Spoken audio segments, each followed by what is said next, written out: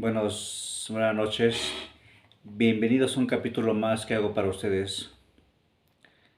Voy a hablar de la recuperación de la esquizofrenia. Dice, a lo largo de los capítulos anteriores, José ha explicado en qué consiste control mental y proporcionó instrucciones detalladas de la manera en la que usted puede aplicar gran parte de este método, el método de control mental. Usted habrá visto que en control mental intervienen niveles de conciencia muy profundos y es posible que se pregunte cómo otros lo han hecho, si correrá algún peligro al explorar quizá por primera vez, las poderosas profundidades de su propia mente. José y aquellos que trabajan cerca de él en la dirección Silva dicen que las experiencias tenidas hasta el momento demuestran que los beneficios del entrenamiento no se contrarrestan en lo más mínimo por ningún efecto adverso. Para expresarlo de otra manera, ninguna de las personas que ha tomado el curso ha empeorado a causa de él, hasta donde José y sus colegas están enterados. Uno de los graduados de control mental, miembro de la profesión médica, ha sometido la seguridad de control mental a una prueba por demás severa. Se trata del Dr. Clancy D. Mackenzie, prominente psiquiatra y psicoanalista de Filadelfia, director del Philadelphia Psychiatry Consultation Service, miembro del cuerpo administrativo del Philadelphia Psychiatry Center y activo en la práctica privada. También ha estudiado yoga y otras disciplinas en el campo de la meditación, retroalimentación biológica y parapsicología durante mucho tiempo. Como parte de su investigación en estos campos, se inscribió en el curso de control mental en 1970. Quería yo comprobar si en realidad estaban enseñando clarividencia, según me habían informado varios de mis pacientes que habían recibido los beneficios del curso. Me convencí de que algo psíquico estaba teniendo lugar y desde entonces he dedicado una buena parte de mi tiempo y mis pensamientos a investigar más a fondo en esto. Otras dos cosas estimularon su interés en control mental. Un comentario hecho por Sigmund Freud hacia el final de su carrera y algo que sucedió en una clase de control mental. Freud había dicho que la dirección más prometedora que podía tomar la psicoterapia en el futuro era hacia la movilización de las energías del paciente. El doctor Mackenzie veía claramente que la gente que asistía a la clase de control mental usaba energías que jamás se habían enterado que poseían. Pero observó algo más en esta clase. 3 personas de un grupo de 30 estaban emocionalmente alteradas y había una cuarta persona cuya estabilidad estaba en duda. ¿Cuál era la razón? ¿Precipitaba el curso la alteración emocional o estaban ya enfermos cuando se inscribieron? ¿El beneficio que mis propios pacientes alterados habían recibido del curso se debía tan solo a la suerte? La forma más práctica de indagarlo, razonó, era someter a las personas a prueba antes y después del curso. La prueba consistía en observar de cerca a aquellos que eran los más vulnerables desde el punto de vista psicológico.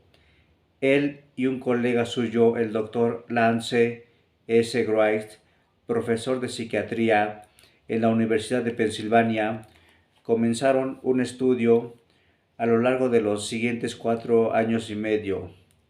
189 pacientes psiquiátricos se ofrecieron como voluntarios para recibir el entrenamiento de control mental.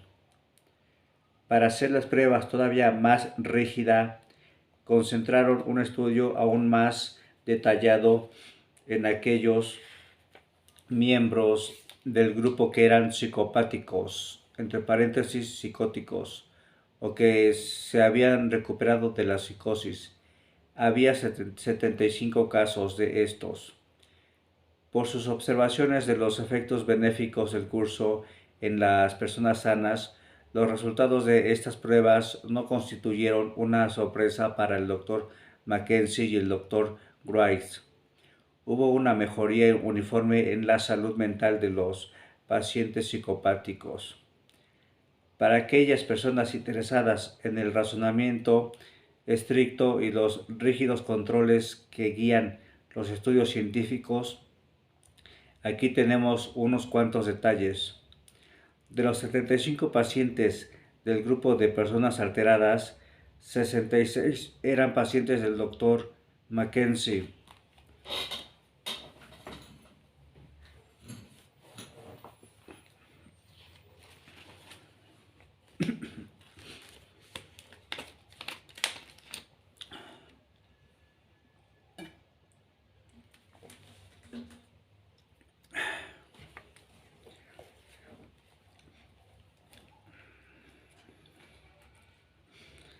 ...66 eran pacientes del Dr. Mackenzie y representaron el 100% de sus pacientes psicopáticos que se mostraron dispuestos a tomar el curso.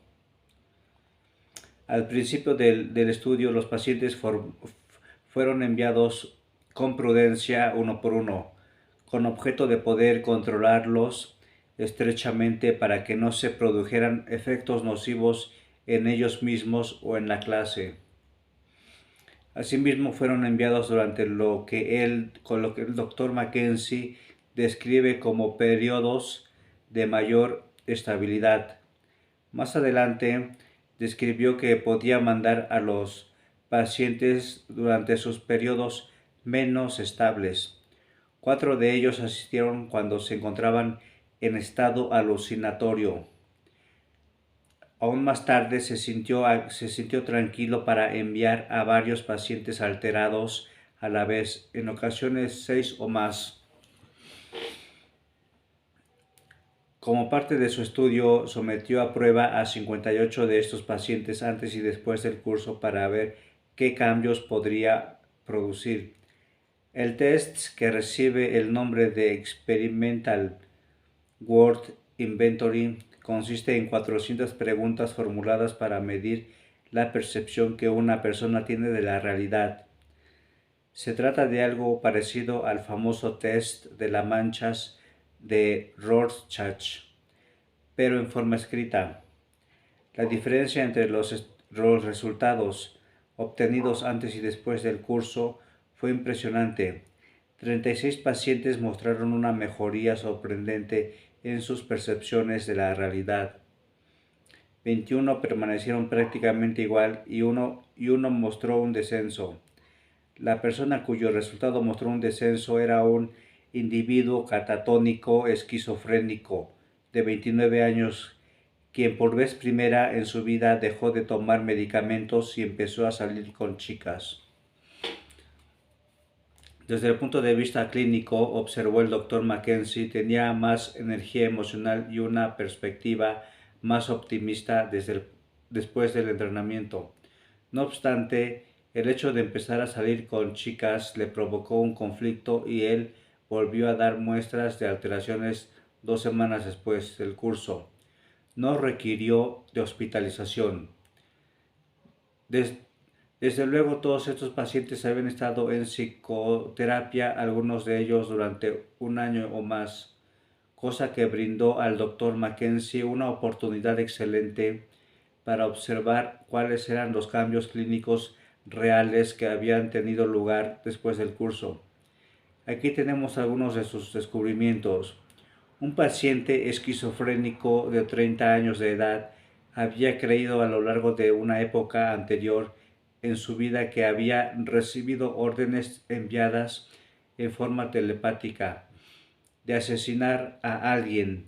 Por fortuna jamás logró encontrar a la persona adecuada. Durante las sesiones de terapia que siguieron al curso, logró autoanalizar sus alucinaciones por primera vez. Su energía emocional mejoró mucho y adquirió una perspectiva más optimista de la vida. Al poco tiempo regresó a la escuela para obtener su título. Su capacidad para hacerlo así estaba directamente relacionada con el hecho de haber tomado el curso, explica el Dr. Mackenzie. De 28 pacientes que padecían varias formas de depresión, entre paréntesis, involutiva, psicótica, esquizoafectiva y maníaco-depresiva, se cierra el paréntesis, 26 sintieron una agradable mejoría después del curso.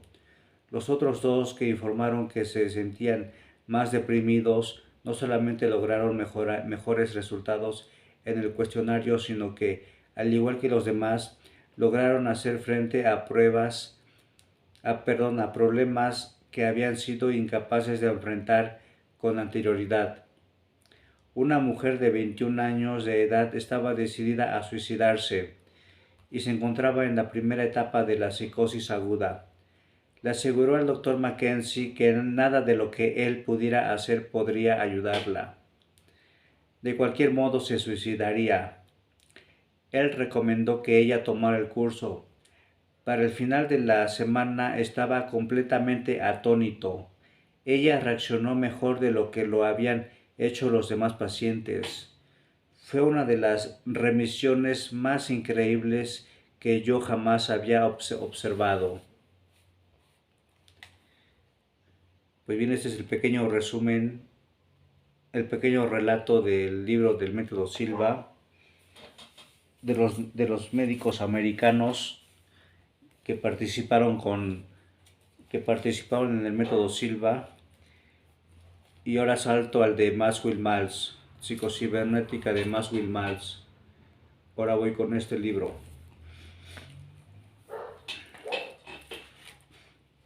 Dice: imagínese como sujeto de mente sana.